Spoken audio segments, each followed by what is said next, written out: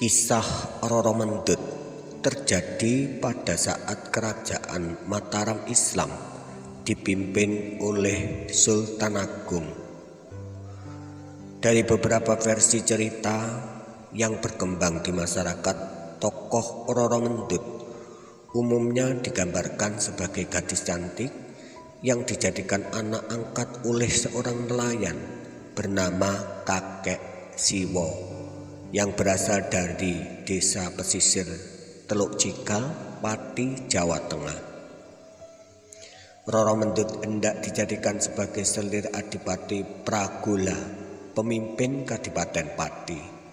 Saat Roro Mendut diserahkan kepada Nyi Semangka untuk dididik mengenai tata cara kehidupan keraton, Adipati Pragola tengah mempersiapkan diri melawan Mataram Islam.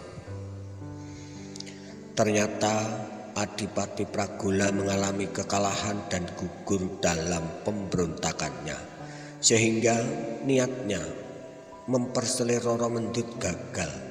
Saat pemimpin penumpasan pemberontakan ke Pati, Sultan Agung ditemani Tumenggung Wiraguna sebagai panglima perangnya.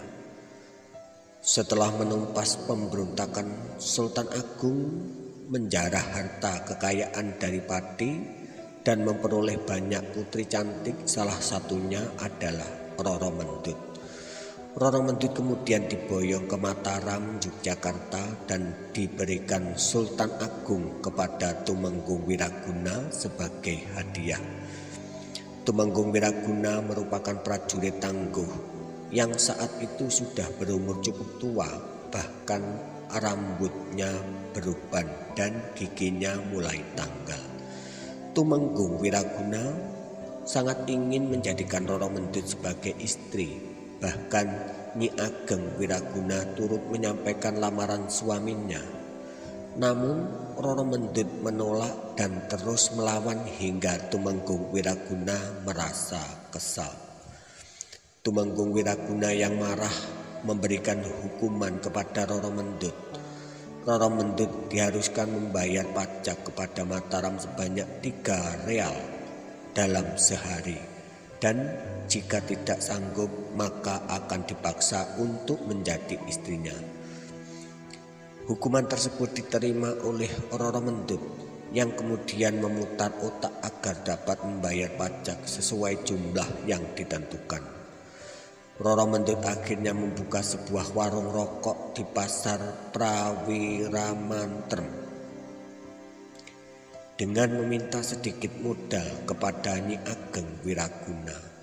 Nyi Ageng Wiraguna akhirnya memberikan Roro Mendut bekal 10 real serta beberapa perlengkapan membuat rokok seperti tembakau, sompok dari imogiri, daun klobot, daun jagung kering, bumbu-bumbu dan wur penyedap rasa.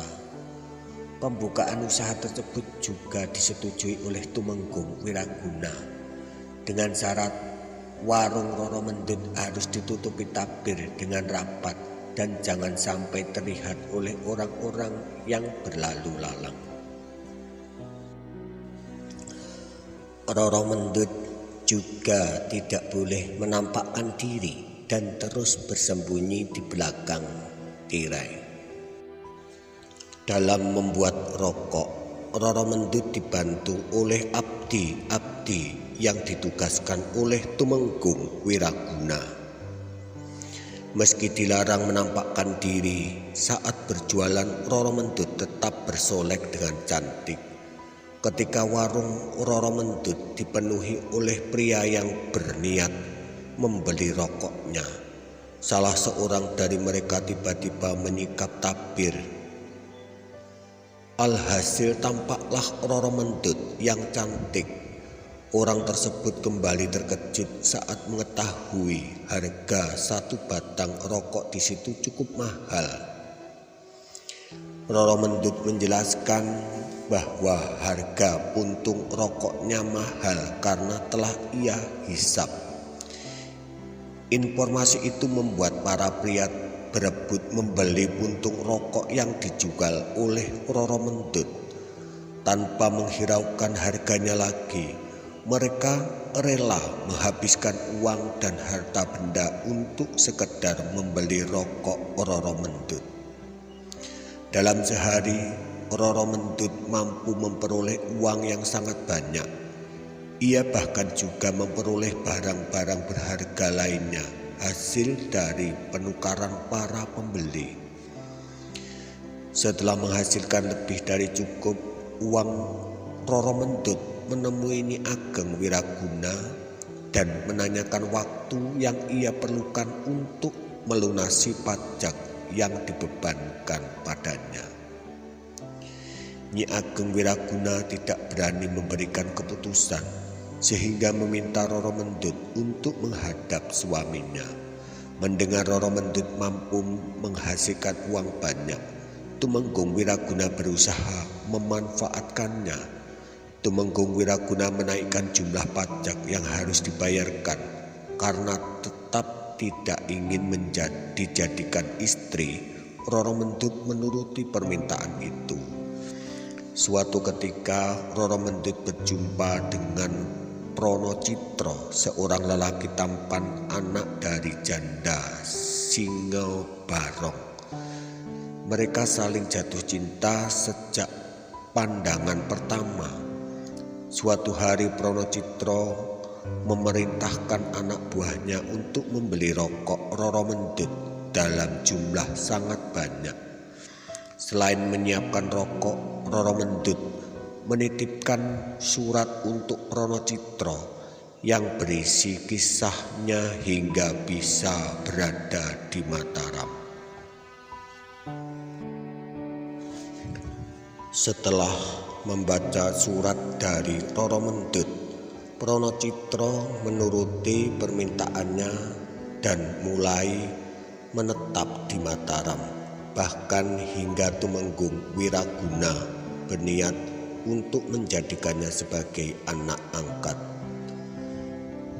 Di lain sisi, Tumenggung Wiraguna bermaksud menjodohkan Roro Mendut dengan sanak saudaranya. Roro Mendut berpura-pura menuruti semua kemauan Tumenggung Wiraguna agar tidak dicurigai. Akhirnya Pronocitro dan Roro Mendut mendapatkan kesempatan untuk saling bertemu.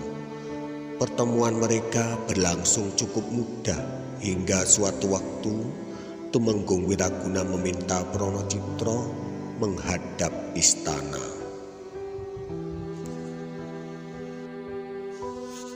Sesampai di istana, Roro Mendut menceritakan perihal pertemuannya dengan Pronocitro kepada Putri Arumardi, salah seorang selir Wiraguna, dengan harapan dapat membantunya keluar dari istana. Roro Mendut tahu persis bahwa Putri Arumardi tidak setuju jika Wiraguna menambah selir lagi. Putri Arumardi dan selir Wiraguna lainnya yang bernama Nyai Ajeng menyusun siasat untuk mengeluarkan Roro Mendut keluar dari istana.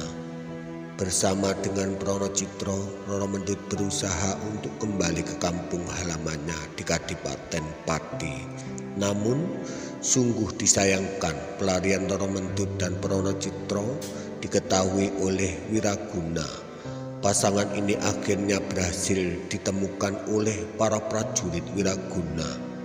Roro Mendut pun dibawa kembali ke Mataram, sedangkan secara diam-diam Wiraguna memerintahkan abdi kepercayaannya untuk menghabisi nyawa Pronocitro.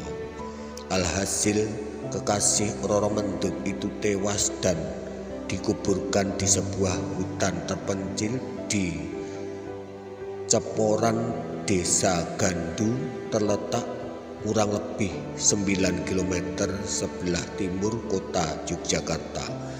Sepeninggal Pronocitro, Tumenggung Wiraguna kembali membujuk Roro Mendut agar mau menjadi selirnya. Namun usahanya tetap sia-sia. Gadis cantik itu tetap menolak. Sang panglima pun tidak kehabisan akal. Ia kemudian menceritakan perihal kematian Pronocitro kepada Roro Mendut. Roro Mendut pun tidak percaya atas berita itu. Roro Mendut pun menurut untuk membuktikan perkataan Tumenggung Wiraguna. Betapa terkejutnya Roro Mendut begitu sampai di tempat Pronocitro dikuburkan. Ia berteriak histeris di hadapan makam kekasihnya. Roro Mendut pun bangkit lalu mengikuti Tumenggung Wiraguna sambil terus menangis. Belum jauh mereka meninggalkan tempat pemakaman itu, Roro Mendut pun murka dan mengancam akan melaporkan perbuatan Wiraguna kepada Raja Mataram Sultan Agung. Tumenggung Wiraguna menjadi sangat marah. Ia kemudian menarik tangan Roro Mendut untuk dibawa pulang ke rumahnya. Namun gadis itu menolak dan meronta-ronta untuk melepaskan diri. Begitu tangannya terlepas, ia menarik keris milik Tumenggung Wiraguna yang terselip di pinggangnya. Roro Mendut kemudian berlari menuju makam kekasihnya. Panglima itu pun berusaha mengejarnya. Setibanya di makam Pronocitro, Roro Mendut bermaksud untuk bunuh diri. Tumenggung Wiraguna yang baru saja sampai. Namun semuanya sudah terlambat. Roro Mendut telah menikam perutnya dengan keris yang dibawanya. Tubuhnya pun langsung roboh dan tewas di samping makam kekasihnya. Melihat peristiwa itu, Tumenggung Wiraguna merasa amat menyesal atas perbuatannya. Pemirsa, cukup sekian dari kami dan terima kasih atas perhatiannya. Wassalam.